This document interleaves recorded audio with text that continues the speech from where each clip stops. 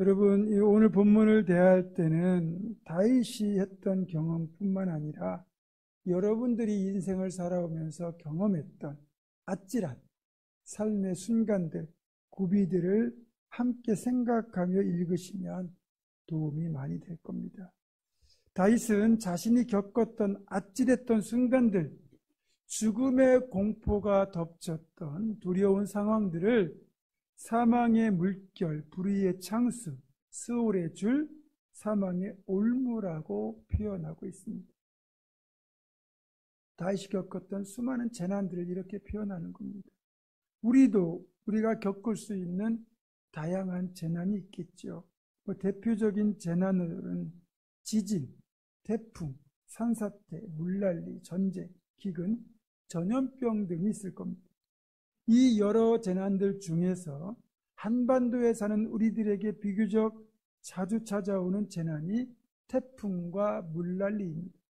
물론 태풍이 엄청난 비를 동반하는 경우가 많기 때문에 태풍과 물난리는 한 세트다, 그렇게 해도 될 겁니다. 자, 그렇다면 혹시 여러분 물난리를 겪어본 적 있으십니까? 저는 직접 겪어보진 않았지만 물난리가 난 뒤 그 수해 현장에 가본 적이 몇 번 있습니다. 35년 전이었던 것 같아요. 제 고향 논산과 붙어있는 부여군에 물난리가 났는데 그 물난리 난 동네에 저희 셋째 고모님 댁이 있었습니다.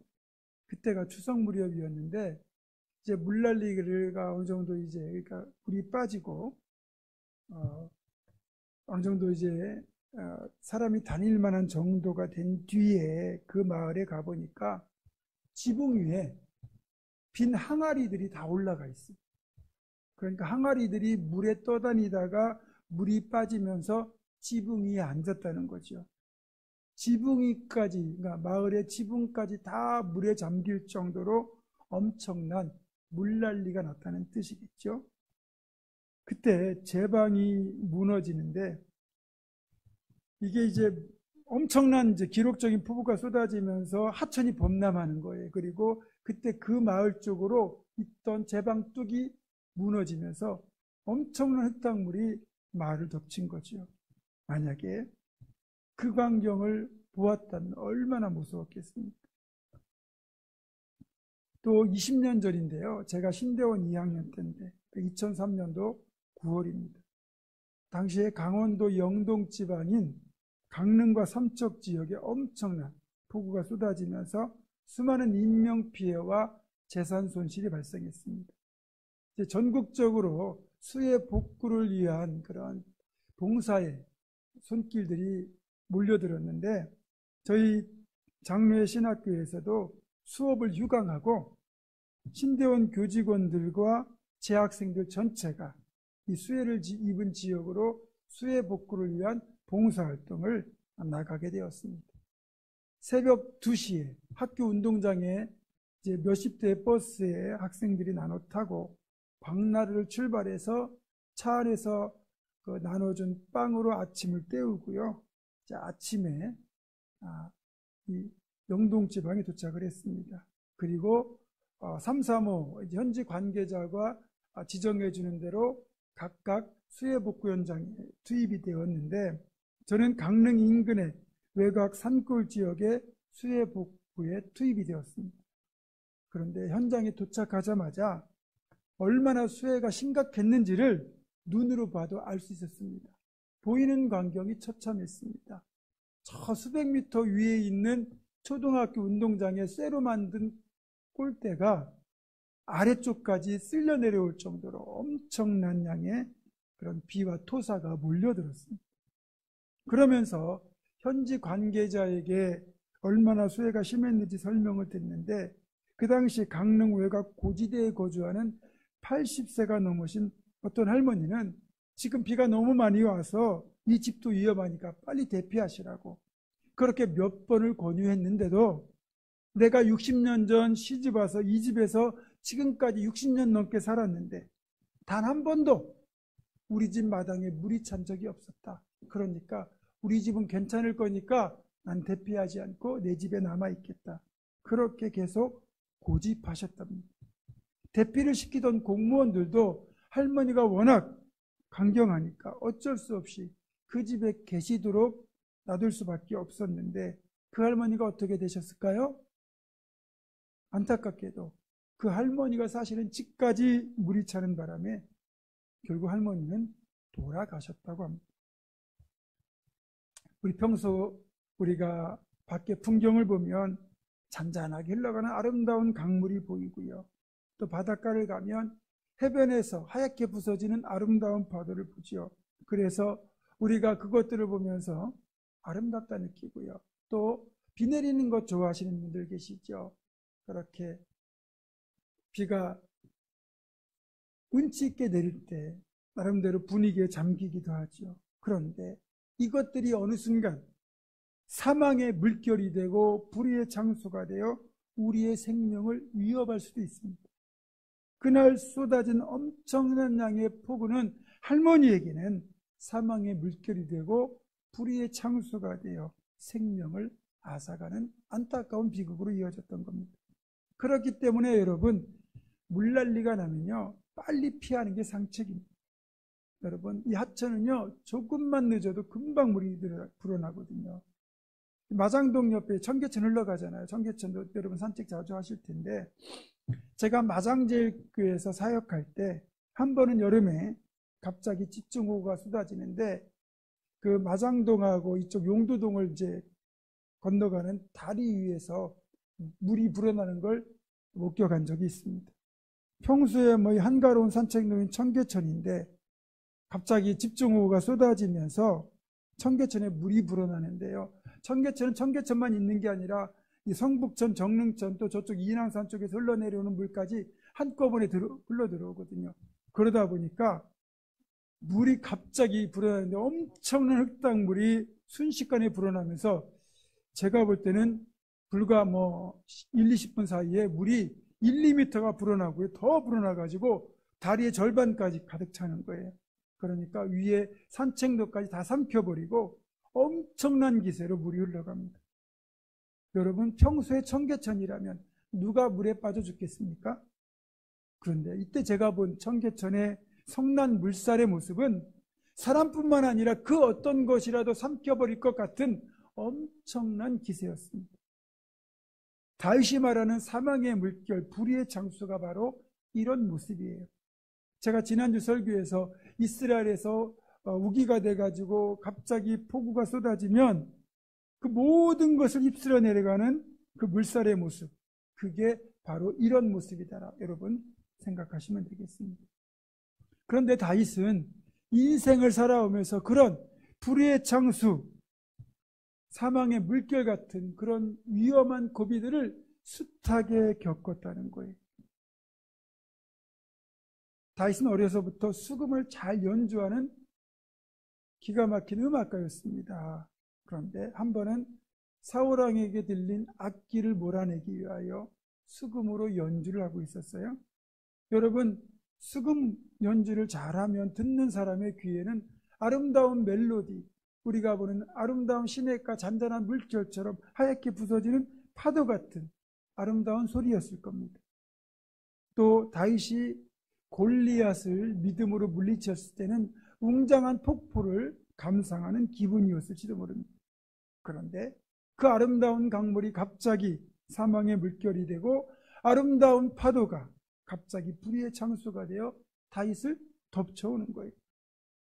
사울의 악기를 몰아내려고 연주해주고 있는데 오히려 그런 사울에게서 다윗을 죽이기 위하여 단창이 날아옵니다.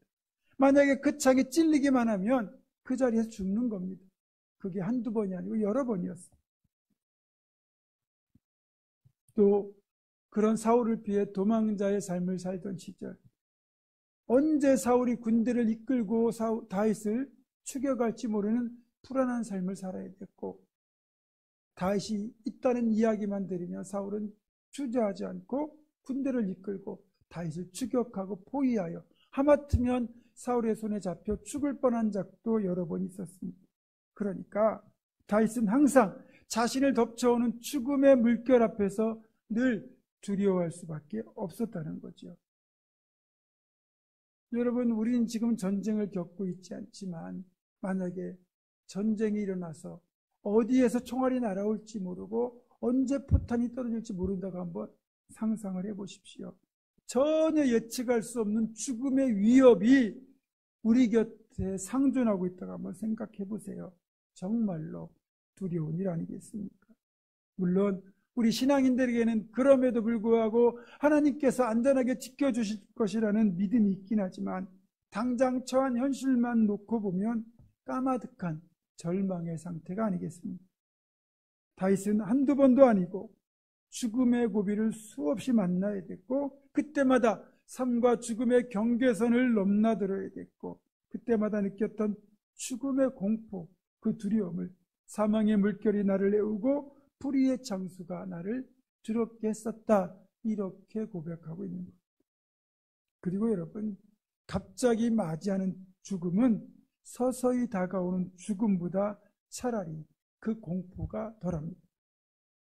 여러분은 진짜 죽음의 고비를 경험한 적 있으십니까? 저는 딱 한 번 경험해 본 적이 있습니다. 제가 고등학교 3학년을 마칠 즈음 그 경험을 해본 적이 있는데요. 벌써 40년이 넘었습니다. 제가 부임 초에 간증한 내용인데요.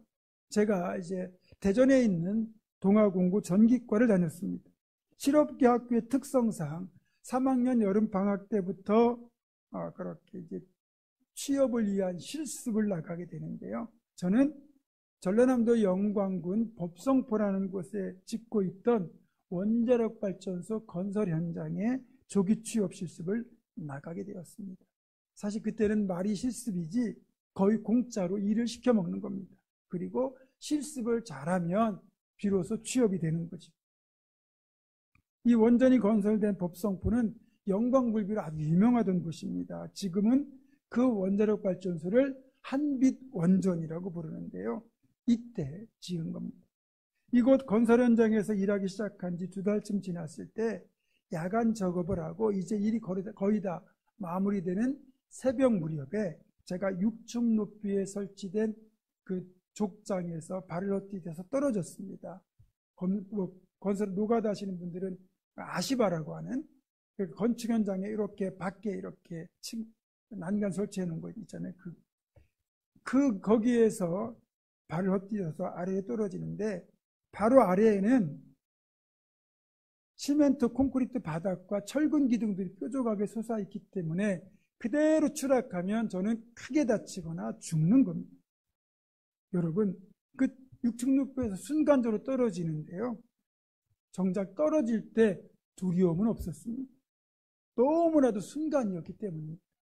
다만 그 짧은 순간에 19년의 인생이 주마등처럼 지나가고 이러다 떨어지면 죽겠구나. 엄마 보고 싶다. 살고 싶다. 뭐라도 붙잡아야 되지 않나? 이런 생각이 다 스쳐 지나가는 겁니다.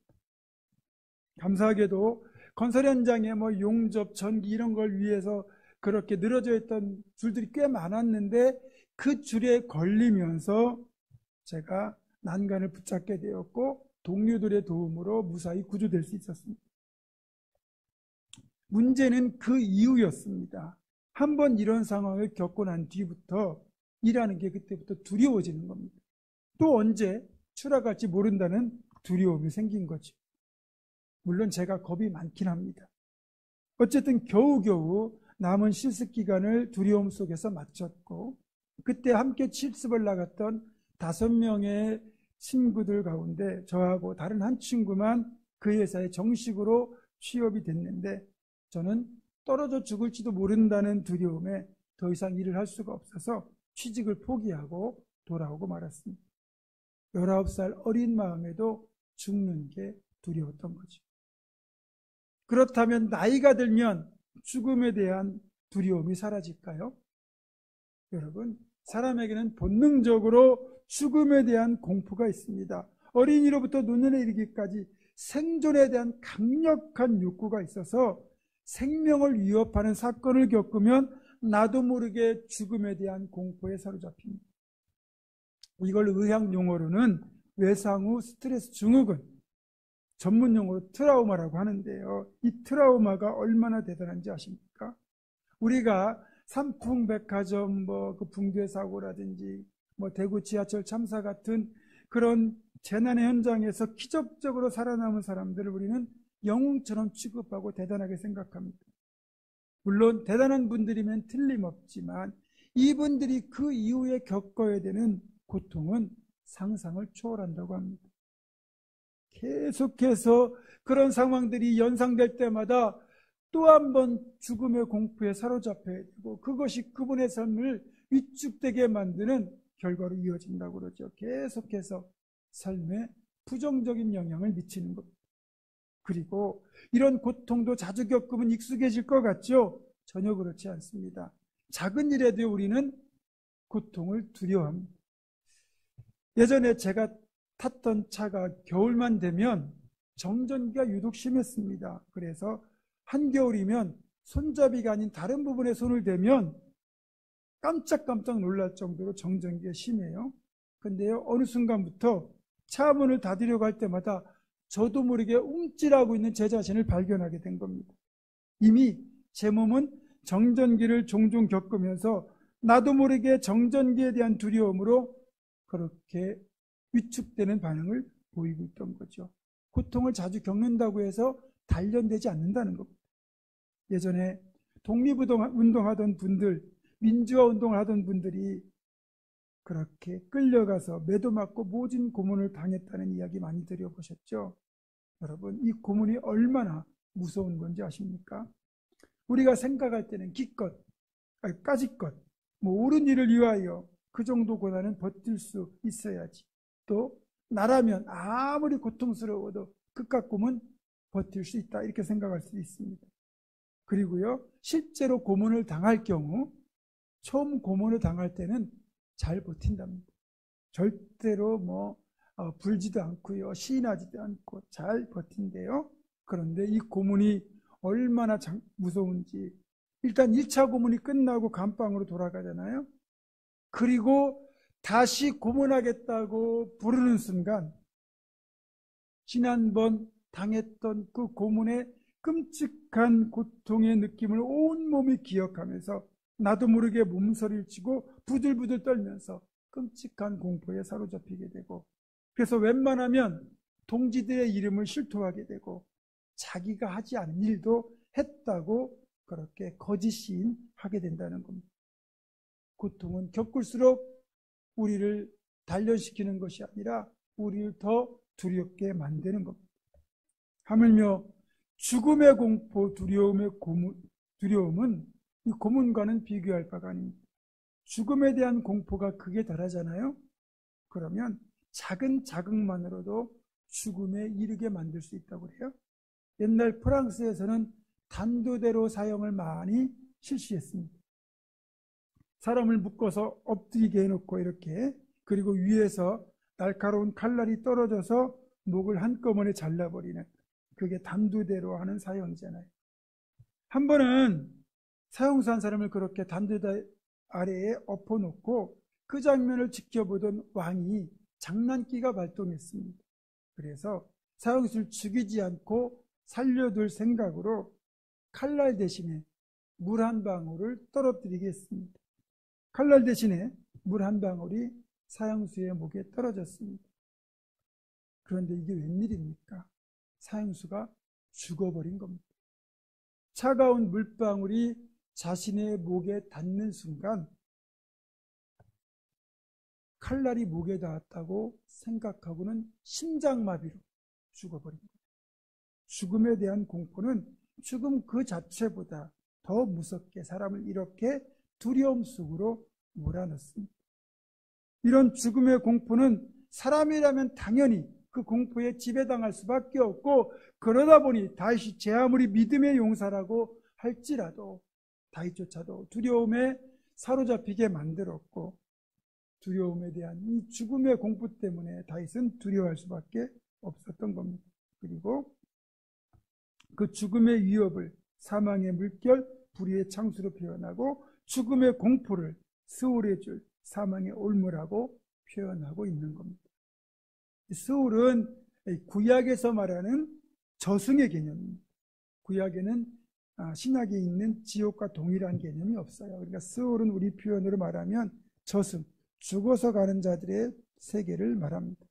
또 목에 늘 올무가 걸려있는 것 같은 죽음의 공포를 평소에도 늘 겪으며 살아야 한다는 것이 다윗에게 가장 큰 고통이었던 셈입니다. 그러니까 그 고통에서 벗어났을 때 다윗이 이 사무엘하 22장 10편 18편의 찬송으로 하나님을 노래할 수밖에 없었던 거죠. 어쨌든 이렇게 늘 죽음의 공포에 사로잡혀 살아가던 다윗이었는데 놀라운 반전이 일어납니다.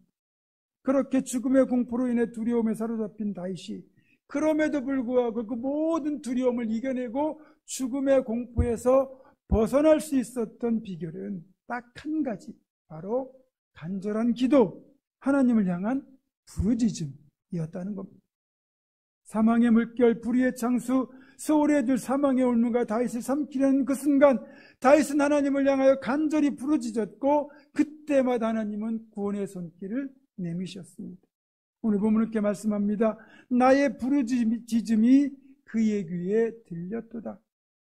그리고 시편 40편은 이런 상황을 더 자세히 우리에게 알려줍니다. 시편 40편 1절입니다.